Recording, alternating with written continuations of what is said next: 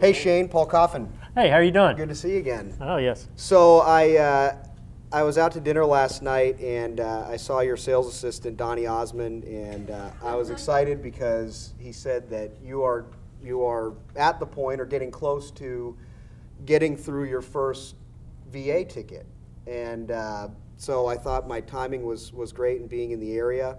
Wanted to drop in and kind of let you know that I saw him and had that conversation. So today, what I wanted to do was kind of take advantage of where you are right now in the process. Maybe get a little bit of a better understanding of what your world looks like on the VA side.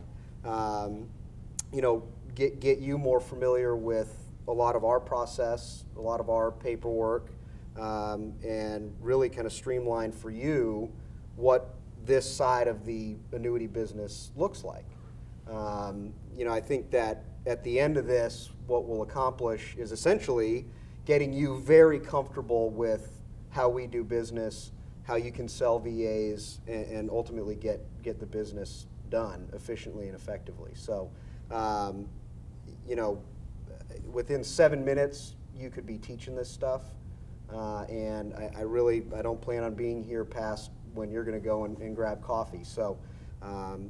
Is there anything else other than that you'd kind of want to hit on while I'm here? No, this sounds great. Always learning something new in the industry. Always like to hear what my wholesalers, representatives have to say. Good. Well, beyond that, if that sounds good, we can kind of get right into it. Sure. Is that all sure. right? Let's okay. Go ahead. So I had mentioned that I kind of want to get a better understanding of what your VA world looks like. I know you do a lot of products. You're talking to clients about a lot of things. Kind of give me an idea of how you're operating now in the VA space. Are there pain points? Are there things you're really liking about it? Where do you exist now? Well, variable annuities are probably about 60% of my business. What I see is a lot of my clients getting in the retirement years, and a lot of times they don't have the pension sources that they used to, so they're looking for some type of guaranteed income that might be out there. That's what I see out of most of my VAs. Maybe a second interest is some of them are looking for more of a death benefit inside of the product, in case something happens to their family. Okay.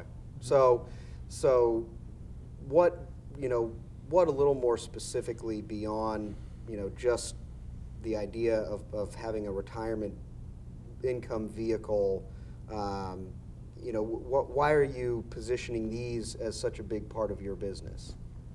Well, I guess I'm positioning a lot of it is because people have that fear that they're not going to have their income from their other investments. So they want something with a guarantee, and with a variable annuity, then we can guarantee the growth and the step-ups, the compounding, as well as we can guarantee how much they'll get paid depending on when they take it out. Okay. And that's what I'm looking for, and what other products might have to offer that would be better than what I'm currently using. Gotcha. So just so I'm understanding, I've heard that your clients don't have as many options as they used to as far as pensions and guarantees from their former employers. Mm-hmm. They're looking for income, they're looking for legacy, mm-hmm. And essentially this is sort of why you're taking such a big jump into this space. That's correct. Okay. That's correct. All right. 60% is a big number. Mm-hmm. So obviously the benefit of having a variable annuity and a quality variable annuity inside of your book of business. Our particular variable annuity hits all of the points that you had referenced. Mm-hmm. So not only are you getting an investment that is going to grow tax deferred, guaranteed for a period of time, but you're also getting a guaranteed stream of income that your client cannot outlive, and you also have the option of continuing that legacy onto their survivors. And oh, by the way, you're getting that at a very competitive cost. In fact, probably more competitive than 80% of our competition out there. That's sort of our value proposition. That's what we bring to the table. Does that align well with how you're positioning these products and how you would essentially make this a part of your practice? It does. I mean, if the income and the growth rates are there, I definitely think so. I do have a concern that, you know, I heard that y'all were getting downrated by AM Best, which, you know, that makes me a little uneasy, though. Okay, so let me ask you, where were you getting that information? Well, you know, I heard it from a couple other advisors and heard it from I heard it from another wholesaler. Oh, I see. Yeah, Okay. yeah. All right. Well, you know, not uncommon. Not uncommon. Oh, It's a okay. pretty competitive world out there. So now, as far as ratings, as far as, you know, that particular piece of information, is that something that's forward facing to your clients? Is that information that you use regularly in conversations with your clients? Not so much. It's more for myself that I feel comfortable that, because what I'm putting my clients in, I want to feel comfortable with it because, you know, ultimately I'm to answer for, you know, their finances that they're trusting me with. Sure. So the rating thing is more my issue, but I want to make sure the guarantees are there as far as for my client. Sure. So, and I understand where you're going with this. You know, what you're talking about, again, is not an uncommon characteristic amongst advisors. What I will tell you is that, much like every other insurance company out there on the street during the downturn, we did have a review, and based on the climate, we did have a downgrade. But I will tell you that we are just as solvent and just as credible and strong as we ever have been. And our numbers will prove that. So I actually have some information that I need to leave with you as I leave. So just so I can recap, you're concerned with benefits, you're concerned with step-ups, and you're concerned with the longevity of the investment. We went over how our product addresses that. You went over your own personal concern in representing a product and its rating. We covered that. Have what we talked about, are those components making you feel comfortable about what we have to offer as? It is. Okay, all right, great. So what I want to do now, if it's okay with you, I'd like for you to bring up the 3 pieces of information that we're going to need from your clients. Mm-hmm. And what I'm going to do is I'm going to bring out a checklist to make sure that we have all that information covered. At the end, I'm going to QC the paperwork that we fill out. And then ultimately, we're going to go online together and drop this piece of business. Does that sound good to you? Does sound good to me. Can we log in right now? Sure. Great. Great doing business with you. Okay.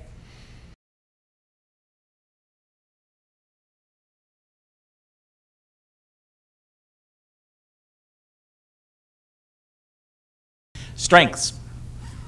I think I stuck to the process pretty well. Very well.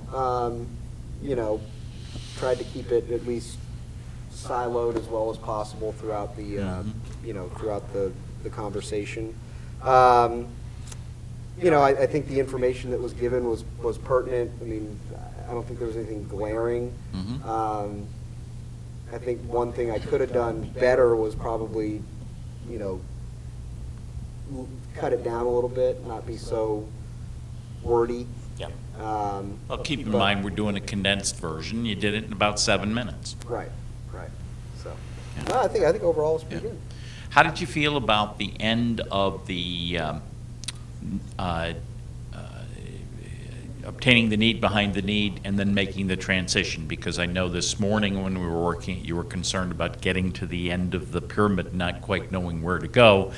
But now you went into transition. How did you feel you did in that phase? I actually didn't feel that uncomfortable going into that. I think that was, once I got that clarification from you earlier, kind of where we were operating, you know, I think I was able to figure out what that transition point was, and then move right into it. Yeah, because I was watching it carefully based on your concern this morning, and it was a very natural flow for you. Yeah. You carried it very well. What would you improve the next time around? Well, I wouldn't pick Shane as my interviewee. I would also, like I said, I'd probably just make it a little less wordy. I think that I think features and benefits, that's where I knew I was going to probably stumble a little bit. What I wanted to get to was really addressing what through utilization of my product would increase in your practice, what would decrease. I like that component of the features and benefits, and I didn't throw that in. So that would be something that I would have focused on. Highlighted on more. Yeah. As the customer, what did you observe as the primary strength? I think I saw a flow to the questions he was asking, and actually I was waiting for like the acceptance. I know I was waiting for that to proceed on because I knew he hit all the points, and then going through I saw he hit a lot of the points, and I was waiting for the next thing to come out and ask me, so I thought he flowed really well. Good. Recommendations for areas that he might want to improve in the future? I would say I was ready for the acceptance, and you kept on with the goal of the agenda and value of the agenda a little longer, and as well as some of the other pieces. I was ready to move to the acceptance of those, but I think that flows in all of us. You know, we talk more than what. Yep. We need to cut it sometimes. Yeah, a little less verbosity, if you will, and just probably could have gotten to the close quicker. Let the customer talk. Good. Commentary. What comments do you folks have that you'd like to share? I think that he was very confident and he had control right from the beginning of the customer. And I think it worked to his benefit with him, but maybe it might sometimes throw off the customer at the same time. How so? In the senses that, you know, maybe they may rebel against that and kind of just be, you know, when, I don't know, they might just kind of rebel against it and not be welcoming because overconfidence on his part? Yeah, just kind of like over controlling and just being too graspy, so you know. Maybe but I think it's a plus. Yeah. A little more humbleness on his part. Wow, yeah. okay. But I think that even when he threw him the curveball, he handled it really well, and I liked how you brought it to his attention that you know, this is not really a concern for you, although you're stating it as a concern. It's not really a concern based on what you have told me previously. It doesn't really matter to you, so why do you worry? You know, it's not anything that's related to your needs. So I thought you did a good job on that. Good comments. Good comments. Good constructive ones. Yeah. You know, it's obvious that you have a presence, or you've got the. You know, I made the comment yesterday about the real sales course ought to have a exercise in drama. But this opposing vantage point is that can really intimidate somebody. Well, you know, it's tough when you're 5'2". You got to overcompensate a little bit. Anyone else? Other observations that you'd like to bust upon this participant? I'll mention. I think when Shane threw you the curveball, it was important to identify where he had heard that and what effect it had on his clients, because obviously in our business it is all about, you know, your relationship with the clients and, you know, the concerns that a client of Shane's could have in bringing up a product that's been downgraded. So to truly identify, all right, where's that coming from?